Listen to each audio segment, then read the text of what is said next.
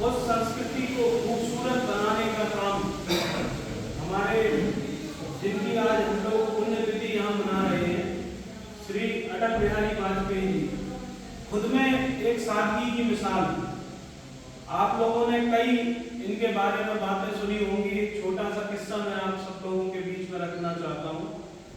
एक बार जब अटल बिहारी वाजपेयी जी जिन पत्रकारों के साथ हवाई जहाज में सफर कर रहे थे, तो मुझे जानकारी में जो है कि बीच में उन्हें बताया गया हवाई जहाज के जो पायलट थे उनके माध्यम से कि आपके हवाई जहाज का ईंधन खत्म हो गया है, हो सकता है कि बीच में कहीं उतरना पड़े, लेकिन यहाँ रनवे कहीं नहीं मिल रहा। तो उन्होंने कहा कि ठीक है, मैं सोते हुए तो वैसे भी जा रहा हूँ, अगर नींद खुली और जमीन पर होंगे तो फिर मिलेंगे, नहीं तो फिर और कहीं किसी दुनिया में मिलेंगे। इस प्रकार के व्यक्तित्व रखने वाले आदरणीय अटल बिहारी वाजपेयी जी थे, जो अपनी सादगी के माध्यम से माने जाते थे, जिनका वक्तव्य सुनने के लिए पक्ष तो आतुर रहता ही था, क्योंकि उनकी बातों में कई सारी ऐसी कविताएं होती थी जो मन को मोह लेती थी। और पक्ष के साथ में जो विपक्ष सदन में बैठा होता था तो बड़े ध्यान से वो उनकी बातें सुना करता था। कई सारी चीजें हैं जो हम लोगों के बीच में आई हो। जिस रोड से हम लोग अभी निकल के आए हैं, रक्षा का जो हाईवे है, ये भी अटल बिहारी वाजपेयी जी की योजना के अंतर्गत आया था। चाहे गरीबों के लिए प्रधानमंत्री आवास योजना हो, चाहे गरीबों के हित के लिए राशन कार्ड हो, या कई अन्य योजनाएं जो उन्होंने हम लोगों के बीच में लाए और गरीबों का उत्थान किया, सबको व्यापार में सुविधाएं दी। एक अलग ही व्यक्तित्व के व्यक्ति थे। सबको खुश कोई नहीं कर सकता था, हर कोई हर व्यक्ति से खुश नहीं हो सकता है, लेकिन उनके अंदर जो कला थी वो आज कई मतलब हम लोगों के बीच में ऐसे बहुत थोड़े से शख्स होते हैं, क्योंकि हम लोग जब राजनीति करते हैं तो हमारे मन में कई सारे विकार आते हैं, कई सारे विचार आते हैं, कई सारे दिमाग में योजनाएं चलती रहती हैं। तो कई बार ऐसा होता है कि हम लोग बात भी नहीं कर पाते, लेकिन वो जब बात करते थे तो उनकी बात हर एक व्यक्ति सुनता था। ऐसे व्यक्तित्व के धनी थे हमारे अटल बिहारी वाजपेयी जी।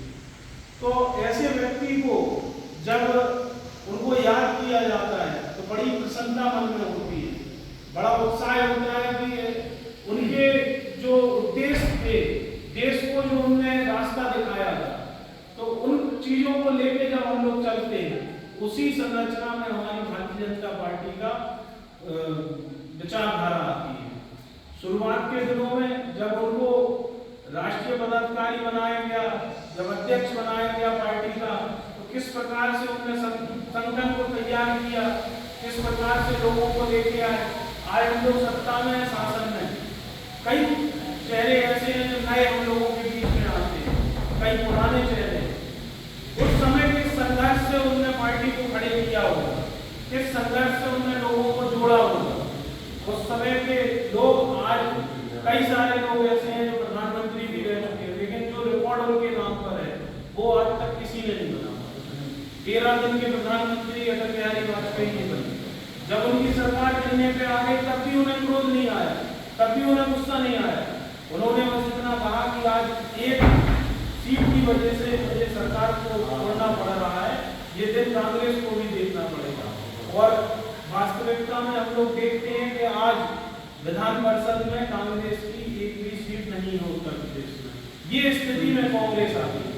तो किस तरह से अगर विचारधारा उन्होंने हम लोगों को संस्कार ना दिए होते, पार्टी को, संगठन को तैयार ना किया होता, तो हम भी उसी तरह से दौड़ रहे होते किसी गांधी परिवार के पीछे, किसी और परिवार के पीछे, और परिवारवाद में और सब चीजों में, भ्रष्टाचार में हम लोग भी लिप्त बने रहते। लेकिन हमारा संगठन जिस प्रकार से उन्होंने उसको सींचा है, हम लोगों के बीच में रखा है, आज संस्कार जो हम लोगों को मिले हैं, तभी तय होता है कि एक चाय वाला भी यहाँ पर प्रधानमंत्री बन जाता है। एक आदिवासी समाज से, जिन समाज को हम लोग बराबरी से कभी बैठाते नहीं थे, जिस समाज को हम लोगों ने छोड़ दिया था, दूर कहीं हम लोग छोड़ देते थे, झुग्गी झोपड़ी में से निकल के जो लोग आते थे, उस समाज की महिला को आज हमारी विचारधारा ने, अटल बिहारी वाजपेयी जी की मानसिकता के जो संगठन है, उस विचारधारा ने आज उस व्यक्ति को देश का प्रथम नागरिक बना के प्रभु जी को राष्ट्रपति बनाया।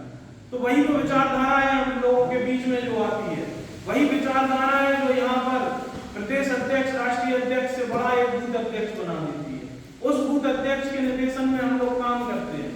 यहाँ पर संगठन के रूप में हम लोग जब काम करने जाते हैं तो हमारा वोट बूथ पे डलता है, बूथ पे ही हमारा एजेंट बनाया जाता है। यहाँ पर बूथ की कार्यकारिणी को हम लोग मजबूत करते हैं। आज युवा मोर्चा के तहत जब हम लोग काम करने के लिए निकलते हैं तो पता चलता है कि प्रत्येक व्यक्ति, यहाँ करण सिंह जी बैठे हैं, उनके मन में भी एक युवा है। युवा कभी मरता नहीं, युवा तो कोई भी हो सकता है। अगर नौजवान युवा है तो आज करण सिंह जी भी हमारे बीच में है, वो भी युवा है। तो युवा कोई ऐसा धारणा नहीं है कि शरीर से ही युवा हो, मन से हम लोगों को युवा रहना है और युवा बन के काम करना है। उसी का नतीजा है कि आज हमारी पार्टी संगठन हमारा सबसे ऊपर बैठा है, सबसे ऊपर उसका नेतृत्व चल रहा है और हमारी सरकार लगभग 90% प्रदेशों में हमारी सरकार है। तो इस विचारधारा को जहां अटल बिहारी वाजपेयी जी ने जन्म दिया था, जहां उन्होंने सींचा था, आज हम लोग उसको फल खा रहे हैं, फलीभूत हो रहे हैं। तो इस बात को भी हम लोगों को ध्यान रखना है। उनके व्यक्तित्व से कई सारी चीजें, उनकी सादगी से हमको सीखने को मिलता है कि राजनीति किस प्रकार से करनी है। वो जब अपनी संसद में बैठते थे तो उनके साथ ममता बनर्जी भी थी, मुलायम सिंह जी भी थे, सब लोग उनका साथ देने के लिए तैयार हो जाते थे। लोगों को वो अपने बातों में ऐसे, प्रेम में ऐसे बांध लेते थे कि कोई उनसे टूट नहीं पाता था। तो ऐसे व्यक्तित्व के धनी थे हमारे अटल बिहारी वाजपेयी। हम सब लोग इनसे भली भांति परिचित हैं, हमारे लिए महापुरुष से कोई कम नहीं है। हमारे संगठन को उन्होंने तैयार किया और जिस प्रकार से हम लोग काम कर रहे हैं तो हमारे मन में भी ये विचार नहीं आना चाहिए। मैं बहुत सौभाग्यशाली हूँ कि आपके मंडल में मुझे लगातार प्रवास करने का मौका मिलता है। अभी हर घर तिरंगा कार्यक्रम हम लोगों का चल रहा था, उसी कार्यक्रम के निमित्त आपके मंडल में भी हमारा प्रवास हुआ था और हर मंडल में हम लोगों ने अच्छी खासी संख्या में तिरंगा यात्रा निकाली। युवा मोर्चा का अहम भूमिका होती है, कहीं ना कहीं हम युवाओं को, नए लड़कों को इकट्ठा करते हैं और उनको लेके जाते हैं। आज हर कोई हमारे संगठन से जुड़ने के लिए तैयार है।